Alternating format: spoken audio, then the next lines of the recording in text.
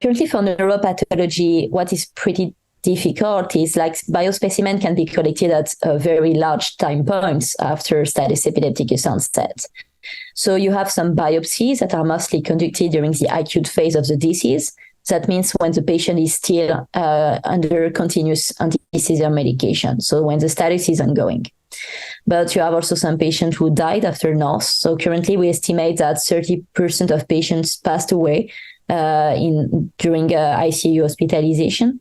And for some of them, we have also like autopsy tissues that have been analyzed.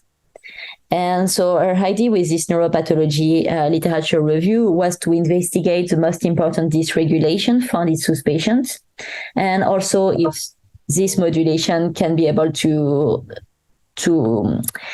prompt us utilizing other immunotherapies.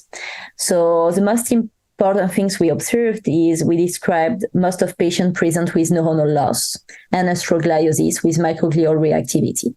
So these three dysregulations are frequently observed in case of very frequent prolonged seizures. And so it could be like just the consequences of the status epilepticus.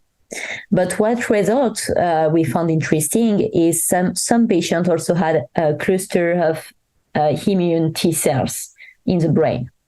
And these cells should not be represented, should not be discovered in those patients. So that means that maybe the inflammation was also entered into the brain. And so you can have this type of population in case of very refractory and very severe cases.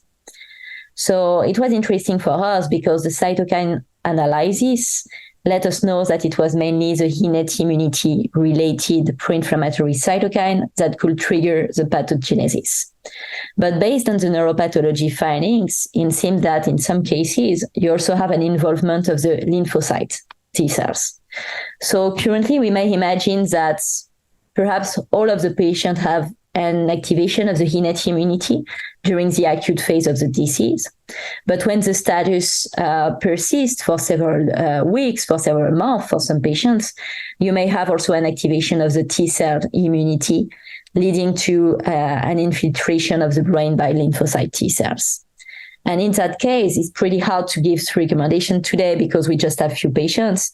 But if those results are confirmed, we may suggest using anti-T cell therapy for patients who are refractory to all other immune therapies and who have a status epilepticus that persists.